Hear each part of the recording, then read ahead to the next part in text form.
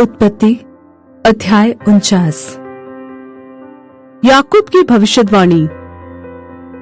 फिर याकूब ने अपने पुत्रों को यह कहकर बुलाया, इकट्ठे हो जाओ, मैं तुमको बताऊंगा कि अंत के दिनों में तुम पर क्या क्या बीतेगा। हे याकूब के पुत्रों, इकट्ठे होकर सुनो, अपने पिता इस्राएल की ओर कान लगाओ। हे रूबेन, तू मेरा जेठा, मेरा बल और मेरे पौरुष का पहला फल है। प्रतिष्ठा का उत्तम भाग और शक्ति का भी उत्तम भाग तू ही है। तू जो जल के समान उबलने वाला है, इसलिए दूसरों से श्रेष्ठ न ठहरेगा, क्योंकि तू अपने पिता की खाट पर चढ़ा, तब तूने उसको अशुद्ध किया। वह मेरे बिछौने पर चढ़ गया। शिमोन और लेवी तो भाई भाई है, उनकी तलवारें उपद्रव के हथियार है। हे मेरे जीव, उनके मर्म में न पड़।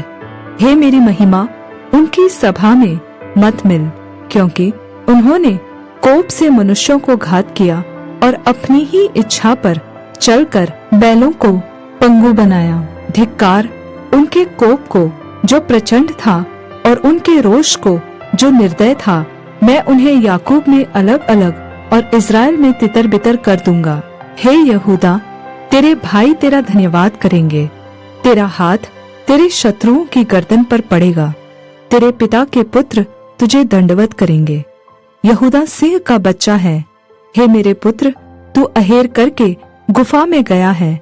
वह सिंह अथवा सिंहनी के समान दब कर बैठ गया। फिर कौन उसको छेड़ेगा? जब तक शीलो न आए, तब तक न तो यहूदा से राजदंड छूटेगा, न उसके वंश से व्यवस्था देने वाला अलग होगा, और राज्य राज्य के लोग उसके अधीन हो जाएंगे। वह अपने जवान गधे को दाखलता में और अपनी गधी के बच्चे को उत्तम जाति की दाखलता में बांधा करेगा। उसने अपने वस्त्र दाखमधु में और अपना पहरावा दाखों के रस में धोया है। उसकी आंखें दाखमधु से चमकीली और उसके दांत दूध से श्वेत होंगे।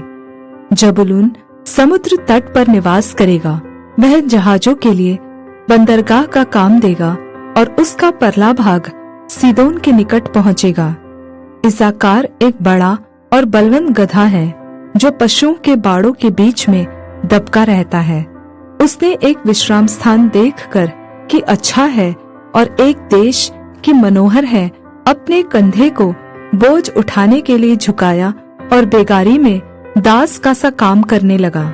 दान इस्राएल का एक गोत्र होकर अपने जाति भाइयों का न्याय करेगा। दान मार्ग में का एक सांप और रास्ते में का एक नाग होगा, जो घोड़े की नली को डसता है, जिससे उसका सवार पछाड़ खाकर गिर पड़ता है। हे यहोवा, मैं तुझी से उद्धार पाने की बाट जोहता आया हूँ। गाद पर एक दल चढ़ाई तो करेगा, पर वह उसी दल के पिछले भाग पर छापा मारेगा।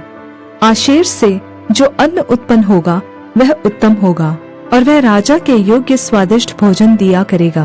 नप्ताली एक छुटी हुई हिरनी है, वह सुंदर बातें बोलता है। यूसुफ बलवंत लता की एक शाखा है, वह सोते के पास लगी हुई फलवंत लता की एक शाखा है। उसकी डालियां दीवार पर से चढ़कर फैल जाती है। धनुर्धारियों ने उसको खेदित किया और उस पर तीर मारे और उसके पीछे पड़े हैं, पर उसका धनुष दृढ़ रहा और उसकी बाह और हाथ याकूब के उसी शक्तिमान परमेश्वर के हाथों के द्वारा फुर्तीले हुए, जिसके पास से वह चरवाहा आएगा, जो इस्राएल की चट्टान भी ठहरेगा। यह तेरे पिता के उस परमेश्वर का काम है, जो तेरी सहायता करेगा, उस सर्वशक्तिमान का, जो तुझे ऊपर से आकाश में की आशीषें और नीचे से गहरे जल में की आशीषें और स्तनों और गर्भ की आशीषें देगा। तेरे पिता के आशीर्वाद मेरे पितरों के आशीर्वादों से अधिक बढ़ गए हैं, और सनातन पहाड़ियों की मनचाही वस्तुओं के समान बने रहेंगे। वे यूसुफ के सिर पर, जो अपने भाइयों से अलग किया गया था, उसी के सिर के मुकुट पर फूले फलेंगे। बिन्यामीन फाड़ने वाला भेड़िया है, सवेरे तो वह अहेर भक्षण करेगा और सांझ को लूट बांट लेगा। इज़राइल के 12 गोत्र ये ही हैं, और उनके पिता ने जिस जिस वचन से उनको आशीर्वाद दिया वे ये ही हैं। एक एक को उसके आशीर्वाद के अनुसार उसने आशीर्वाद दिया।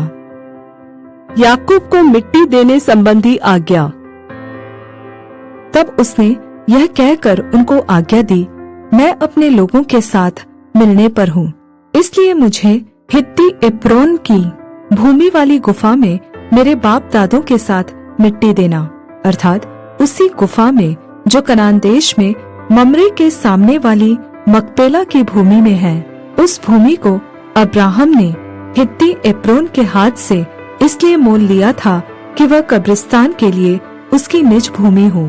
वहां अब्राहम और उसकी पत्नी सारा को मिट्टी दी गई थी, और वहीं इसहाक और उसकी पत्नी रिबका को भी मिट्टी दी गई, और वहीं मैंने लिया को भी मिट्टी दी। वह भूमि और उसमें की गुफा हित्तियों के हाथ से मोल ली गई। याकूब जब अपने पुत्रों को यह आज्ञा दे चुका, तब अपने पांव खाट पर समेट प्राण छोड़े और अपने लोगों में जा मिला।